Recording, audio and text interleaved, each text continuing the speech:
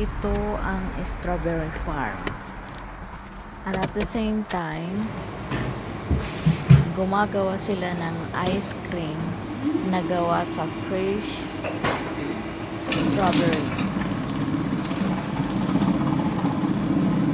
Gusto ni Abby kasi mahilig ito siya sa ice cream. Kaya dumaan kami, bumili. Ayan ang strawberry farm. At maraming bumibili dito.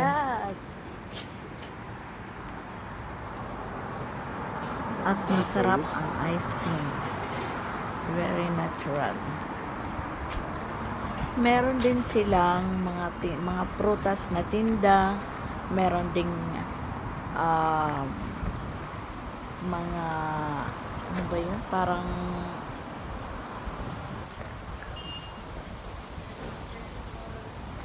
may gulay din. Basta lahat. Pero mostly ang tinda nila is strawberry talaga. And then may mga ano doon, may nakalagay ang presyo, kung ilan, kung ano ang ipapagawa mo, kung maliit lang or para sa bata, yun. At kami ay aalis na. Let's eat first. Sabi ko kay Habi, stop muna tayo, dito muna tayo, kumain muna. Sabi ba naman niya na diretso na tayo, habang nagda-drive, kumakain tayo ng ice cream. Ganon. Kasi ang susunod namin na pupunta kami ng hangout namin sa beach. Doon sa beach pupunta kami.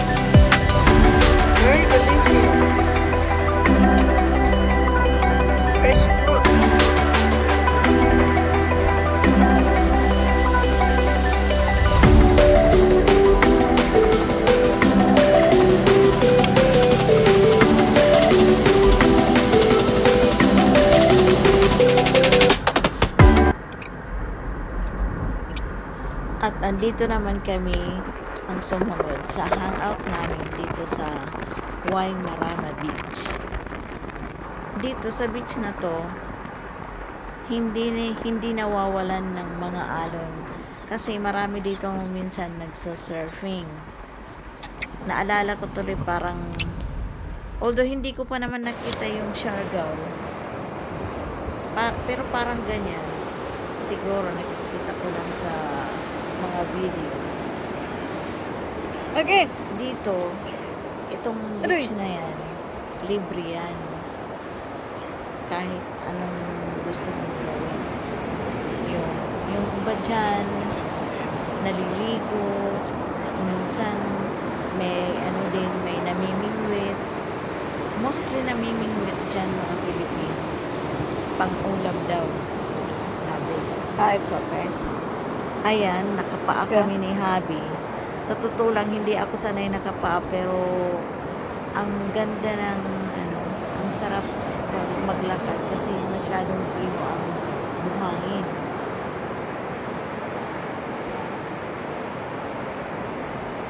Masarap magtampisaw sa dagat. Yun nga lang, ayoko, malamig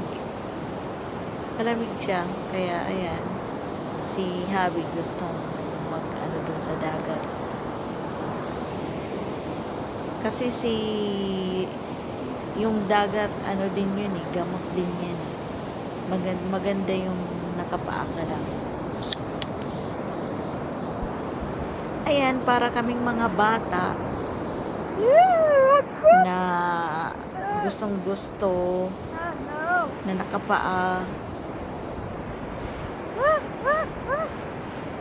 Sabi ko kay Habi, tara, maglakad tayo hanggang doon sa dulo.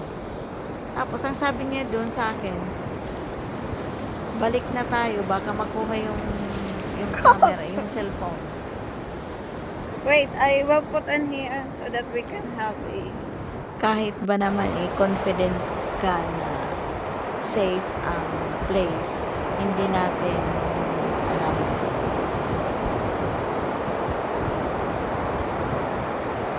Ang ganda ng dagat na aalala ko rin doon sa amin, lalo na pagdapit hapon, ganyan din. Hindi naman ganyan ang alon. Maano doon, kumbaga tahimik ang dagat. Lalo pag ganyan low tide. Closer. At may mga ibon dyan na naglilipana.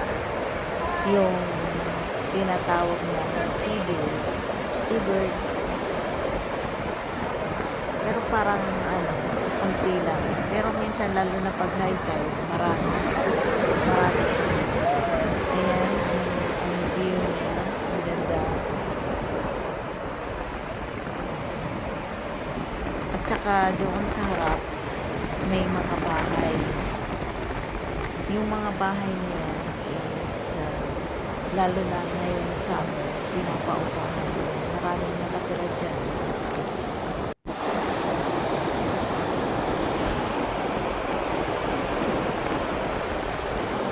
Pinukuhanan ko ng video si Habi habang naglalakad.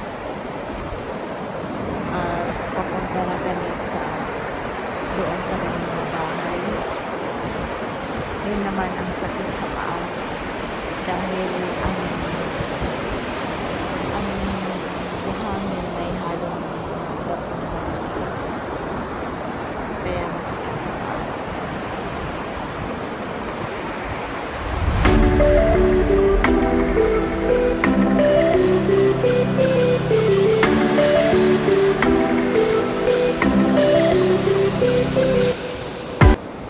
Ayan, nandyan na kami. Naglalakad na masakit sa paa. Kaya abang naglalakad kami, ayan, ang malalaking bahay. Sabi ng asawa ko, sana mayroon tayong ganito. Let's have a picture. Jesus Maria Santissima. Yung okay sana, malapit sa dagat hindi natin maiwasan, di ba, pag bagyo. Tingnan mo, ang gaganda ng bahay. Ayan, may mga nakatira yan. Siguro nagre-rent para pag summer, ngayong summer, maraming tao yan. Lalo na I pag like the color. around Yeah. alas Yep. 10, alas 11 ng umaga. Tsaka habang naglalakad kami dyan sa may mga bahay na yan, meron dyan isang bahay na house for sale. Meron yan dyan. Maganda talaga yung location niya.